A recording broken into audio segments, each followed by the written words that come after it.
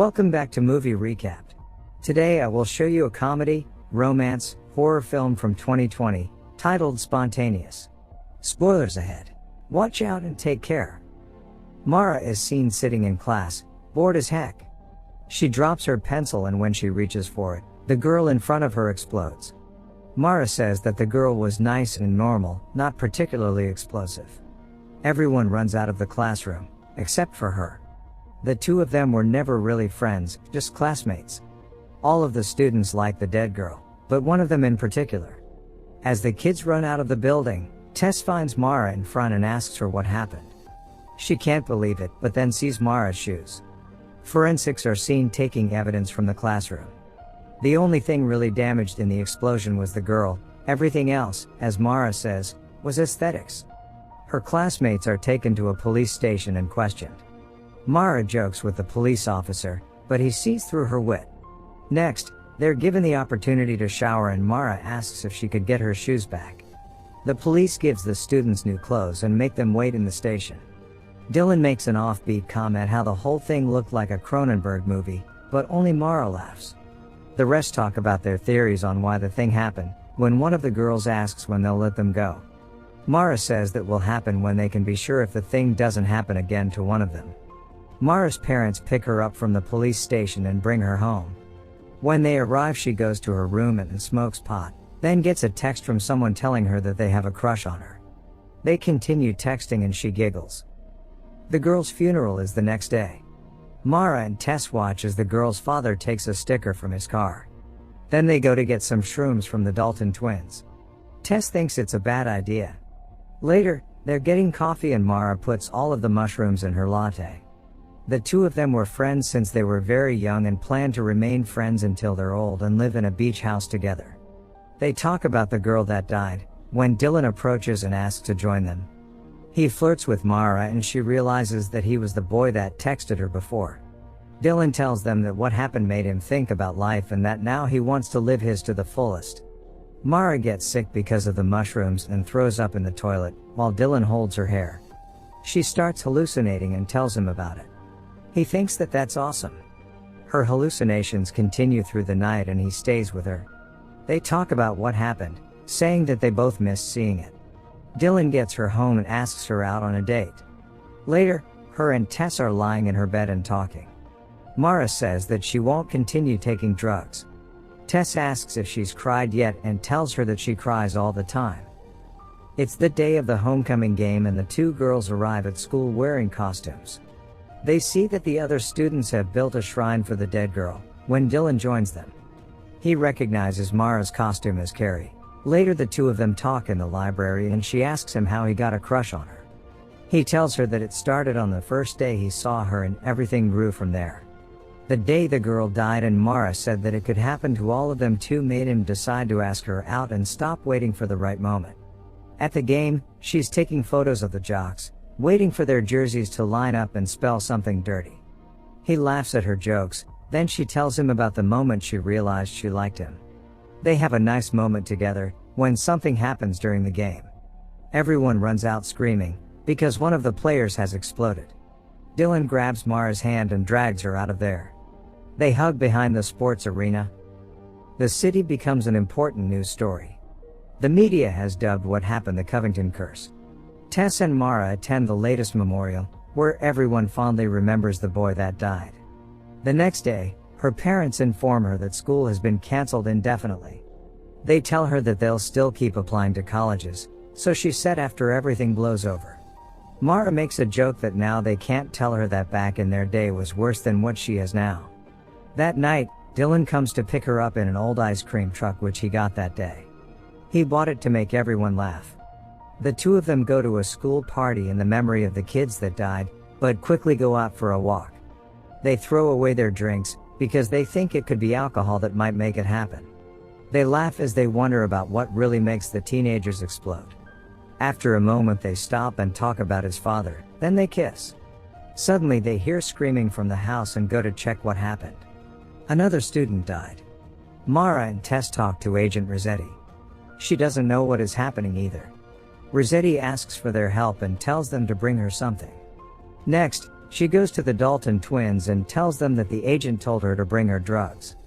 Mara thinks that the reason behind it isn't because the police thinks the drugs are actually causing it, but just to check all possibilities. She tells them that she will buy everything from them. The three of them drive to the place where the twins hide their stash. They tell Mara that they will be leaving town soon, and she tells them about Dylan, as she's texting with him. Suddenly, the brother blows up. The sister quickly jumps over to the driver's seat and tries to drive the car, when she blows up too. Dylan finds the car wrecked, but doesn't find Mara immediately. He sees a bloody handprint and goes to search for her in the woods. Dylan finds her washing up in a river and he hugs her, saying that he thought she died in the car. He's brought her a sweatsuit and called Rossetti before he got there. Suddenly, he sees someone in a hazmat suit watching them. Immediately, more appear and grab the two of them. Mara is in a hospital when a doctor shows up, telling her that they're there to help.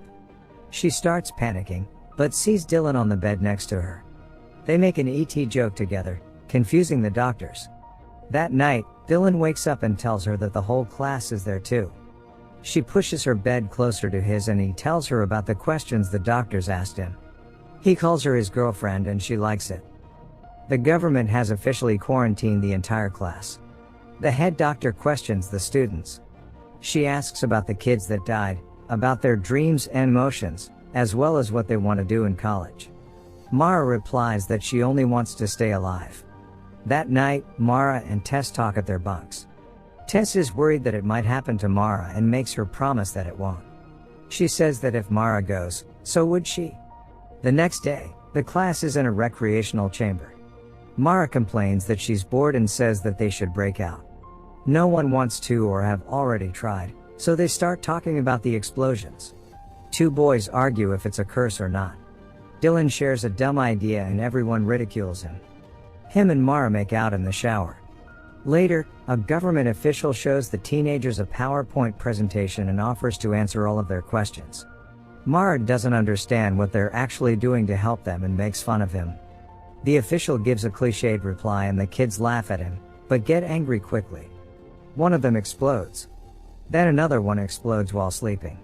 Tests are being done in the facility.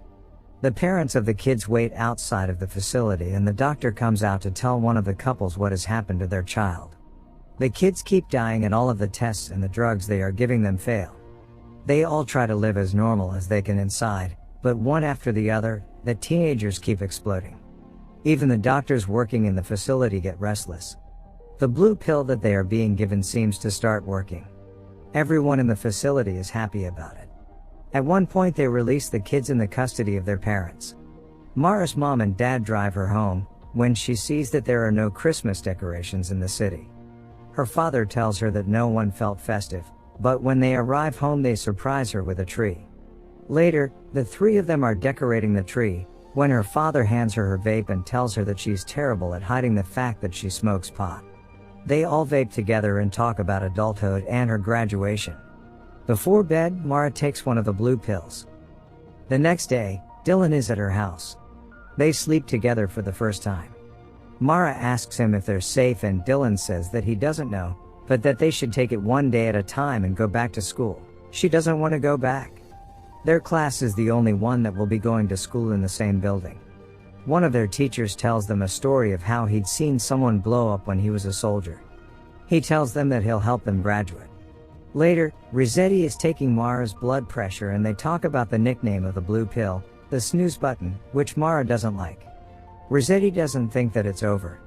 For Valentine's Day, Mara decorates Dylan's barn and the two of them have a party there just for them. He tells her that he loves her and she says the F word back to him.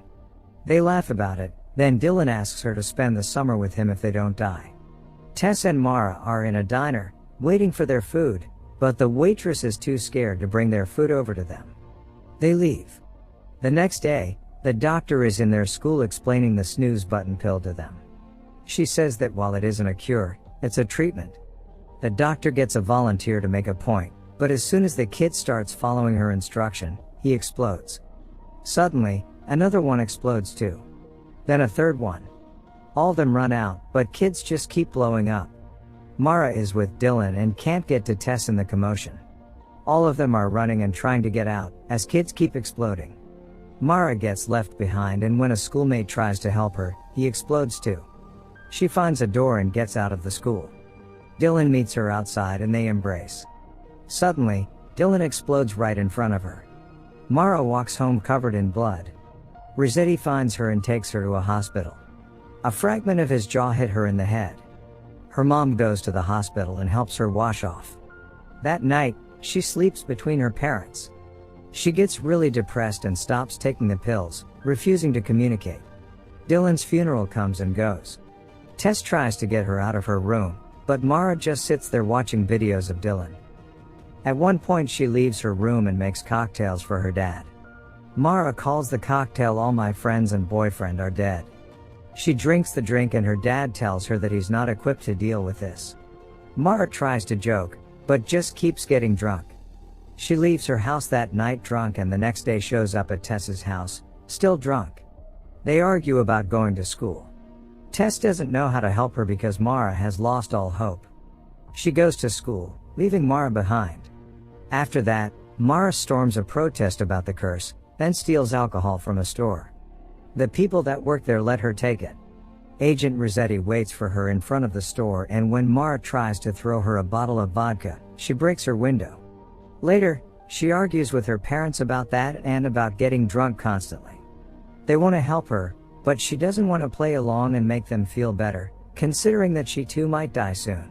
Mara goes to her room and thinks about going to prom, but then enters a message board where other students are talking about the Covington curse. They are calling her the curse and she believes them. Mara goes to her school and visits the memorial for the first girl, then her classroom, and finally the place where Dylan died. It's the night of the prom and Mara is sitting on a swing. Tess joins her and they start talking about their future again. She tells Mara that she's leaving Covington that night. Before she leaves, Tess tells Mara that she'll always be her best friend. Mara eventually makes it to prom, drunk. The atmosphere inside is terrible. Everyone is doing their own thing and she laughs about it, then goes to spike the punch. Her teachers don't do anything about it. She takes it with her and drinks it alone. Later, she goes up to the stage and says that she's sorry for killing everyone, sorry for being the curse. Mara says that she hates herself for hurting everyone and then accepts her diploma. The girl after her says the same and Mara boos her. Suddenly, other girls say the same thing. Mara goes to the graveyard to visit Dylan's grave.